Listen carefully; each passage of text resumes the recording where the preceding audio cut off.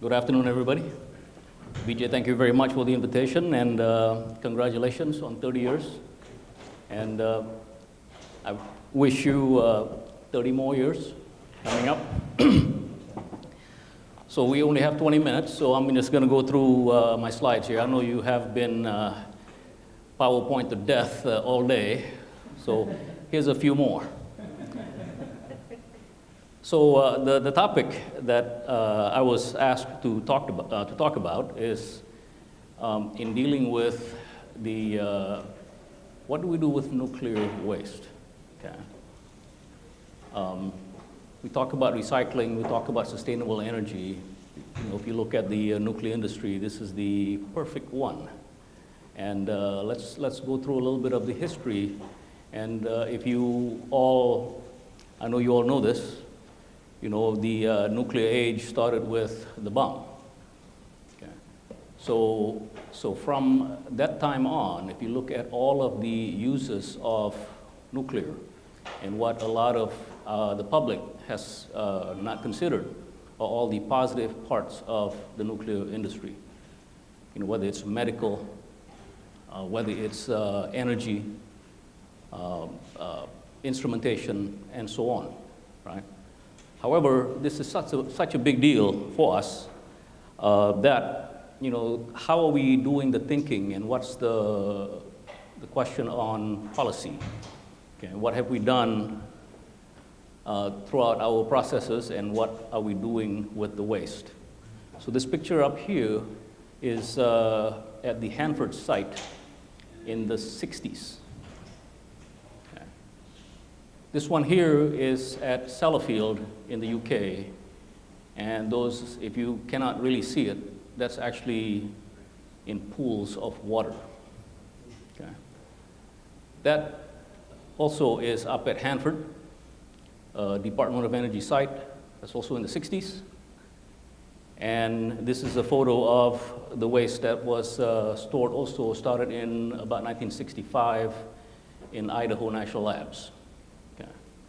So this is what we have done in the first 4 decades of the nuclear. Really, it's more on the defense side of the nuclear industry. Okay. We didn't think about the waste. The product is not the waste, right? The product at the time were weapons. Okay. And also at the time, we were also dealing with setting up energy sources to build reactors that we put in submarines, ships, and later on in energy. Okay. So the waste was really an afterthought. So we paid an enormous amount of not only money, but from a standpoint of employees. This is what we're talking about, you know, the dose, the exposure, and things like that in dealing with this waste. So these are all media reports and reports that were generated by, you know, governmental agencies like the GAO and so on. So I didn't make those headlines up. Okay. So you can see a lot of zeros here when we're talking about money, but the cost in dealing with, like I said, worker exposure, and also to the exposure in the environment. And now, after 40 years, we're thinking that, well, the world has learned, and they are applying a lot of the lessons learned in dealing with how we're doing, you know, nuclear in the future. Is that right? So in the business that we're in, you know, we deal with this on a daily basis. You know, Mike didn't mention that I've been in this industry now for a little bit over 27 years. Okay, and dealing with the Department of Energy, also dealing with the on the power generation side of the house. So, if you look into the future, there's 50 reactors that's under construction in 13 countries. So this is the list that came out of the IAEA, that's the International Atomic Energy Agency, that keep tracks of all of the nuclear developments and so on throughout the world. Okay, so big numbers, the reactors, right? So where are these things being built? Saudi Arabia, United Arab Emirates, China, South Korea, the UK, okay, and actually one in the US. Okay. So we all must be responsible when we're doing these things to say that ensuring that nuclear waste planning occurs on the front end rather than the back end. Okay? Because when you do this on the back end, there are severe consequences to deal with, right? The planning should be up front, which is when we're doing the design of the facility, the licensing of the facility, and not at the back end when we are decommissioning these plants. Okay? So when we're talking about life cycle of one of these nuclear reactors in any of these facilities, how many years do you think is the life cycle of a reactor? 50 years? You know, some of these reactors are actually going through applications with the NRC to extend the life, okay? And they are actually getting the approvals to do that. So it could be 50 to 75 years and if you add the planning and the design phases of this, it's easily 100 years, okay? So how many years do you think in dealing with the waste and the legacy of how to deal with the waste, okay? It's more than that, right? So to avoid treating this as an afterthought, you know, there's something for you guys to consider. There's 4 things that, you know, in my mind, that are the big hitters here. When I talk about long-term thinking and management, so the normal, unfortunately, the normal thinking of any company, any organization, any groups, you know, we always are thinking about today. Okay, we may be thinking, you know, about a year from now. Okay, as much as we all sit over here and say, no, we do a little bit better than that. I'm sorry to say that, you know, in 27 years that I've been in this business, we worried about the budget for this year. We worried about what we're spending and what we're doing this year, okay? And maybe we'll think a little bit about next year. So, and the typical strategic, you know, management plan, it's 5 years, maybe 10 years, okay? So, I already mentioned about the life cycle of one of these reactors, life cycle of deep geological repositories, okay? We're talking now 150 to 200 years, okay? I know I can retire by then. I make a joke out of that because when I sit and talk to leaders from around the world, when I ask this question, you know, I get the deer in the headlight look, okay? To say, so if your process is this long, it's 100 years, you're gonna be gone, okay? I'm very blunt with these guys and say, you're gonna be gone. So who's your replacement?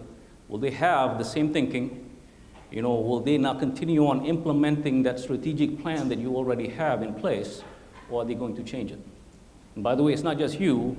What about your regulator? What about your stakeholders, right? What about your citizens? That's the other piece that you cannot forget, right? The citizens that's out there that, you know, have that expectation. I flip the light switch, I'm gonna get lights gonna come on, I'm gonna have my air conditioning, I'm gonna have my heater, everything is there. They don't care about where that power comes from, but they're worried about nuclear though, right? Always. So this is the long-term thinking that we must have in order for us to continue to be responsible in dealing with this industry, okay? And by the way, it's not just this industry, it's everything. So let me ask you guys this question, which is our Congress. Which one do you think that you know, these people actually follow, right? What thinking? Typically 2 years, 4 years? Next election. Exactly, next election, okay? However, even with next election, I'm sorry to say, they're always thinking about this year. It's this year's budget, what do we solve for this year, and what can we kick the can? When can we kick the can out into the future, right? So I think we have a flaw in our process, in our system. Now, so some countries actually have thought through this. Amazingly enough, I didn't put it up here, but we here in the United States, we're actually ahead. And we are ahead because of the waste isolation pilot plant down in Carlsbad, New Mexico, where we have an operating deep geological repository that's located in Carlsbad. It's 2,150 feet below the surface. And we are disposing of long-lived isotopes in the underground in salt. Okay? How many of you don't know that? I'm telling you, we don't do a good job of actually spreading that word, because we actually have a solution for this problem that I'm talking about here. Okay? So we have operated that facility now. This is going year number 18. Okay, I'm really surprised. Well, I should say I'm not surprised that not everybody in this room knows about it, because we just don't do a good job of telling that story, okay? So spread the word. We do have one of these in the United States. All these other countries want one of these, because how long do you think some of these half-lives of these materials are? It's a long time, okay? Half-life of plutonium is 24,000 years, okay? And how long does it take? How many half-lives does it go through to have a stable atom? 7, 10, right? So given that, it lasts forever, okay? To put anything on the surface will not work, okay? You have to have a solution like this. So this over here to your left is in Finland. This one to the right is in Canada, okay? So some of these are still in planning stages, where they're going through licensing and design phases, okay? So they are looking at different media, okay? Some may be clay. You know, we use salt here in the US for that particular site. We also, you've heard of Yucca Mountain, that is in tuff, which is volcanic material, okay? So hot rock also. And then this one here is, this is also clay. And so they're also looking at hard rock, and some locations are even considering one of these deep geological repositories underwater. Underwater meaning that the water, sea level is here, they're gonna actually be below the sea, okay, where they find these great geology to do this, geology that's stable. Okay. So the other thing that we need to consider is innovative technologies. Okay, so long-term look at the DGRs. So disposal in DGRs, as they're planning, construction will take a while. So the facilities will not be available within 20 to 75 years, depending on the countries. Okay, so what containers are they going to use to store this waste in on the surface that the containers are not going to corrode away? Okay. What our typical material we use is carbon steel that's painted. You're looking at stainless steel. I'll tell you, the Brits actually have designed a stainless steel container that costs 200,000 pounds each. Okay, 200,000 pounds each. That's a lot of money for a container that you are going to use, store, and then dispose of. Okay, you talk about not recycling. That's made out of stainless steel. Okay, so how much stainless steel do we need to do that? Okay. So that, by the way, that technology is still something that we need, okay, to figure out what's the right way to do that. Okay. Okay, if you look at the United States, we get hit with every natural disaster, okay? So we need to place one of these interim storage locations in a safe location that you can handle forest fires, tornadoes, hurricanes, earthquakes, right? All of these natural phenomenons, okay? Robust risk management, okay? This is what we, heard earlier about policy. So there are so many tools out there in dealing with risk management. However, if you look at how we use them, the question is always, I talk about our citizenry. The issue is always the risk. They want the risk to be zero, okay? No risk. You guys are in the industry, different industry, so tell me what risk do your businesses have? Is it zero? It's low, but it's never zero, right? Somehow in the nuclear industry, the risk that is acceptable to our citizens and to the public is typically very, very, very low. If you compare the safety record of the nuclear business in comparison to everything else, it is actually amazingly, amazingly low, okay?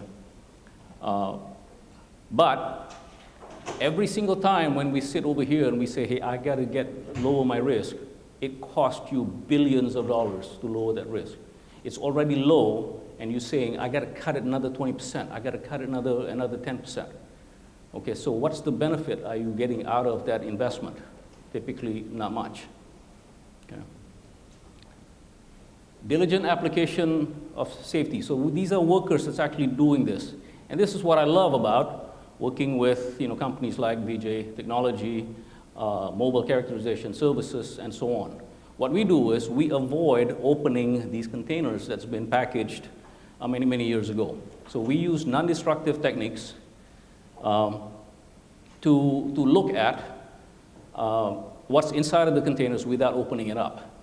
So we have disposed of over 170,000+ containers in the underground at WIP over the last 18 years, and approximately 90% of that, we actually use this technique. So we don't actually have to physically open it up, okay, in a glove box or something like that. Therefore, we've reduced the worker exposure. So it is important for us to do this, and the best, worker physical contact with nuclear waste is no contact at all. Okay, so we do it right the first time, we do it right, we store it right, we put it in the right locations, so we don't have to touch it again. So the takeaway that I have here is, nuclear waste cannot be an afterthought. Okay, when we're looking about building a reactor, doing something in the program, we got to go through and talk about and plan on dealing with the waste up front. We must work on innovative solutions, and now for the long haul of the disposal at the deep geological repositories, we need robust. I think we have the risk management piece, but we don't have a balanced risk management, because it is skewed to one side where we are demanding zero risk. Okay? And we need to use technology and innovations also to avoid worker contact, to where we use some of these non-destructive assay and non-invasive techniques.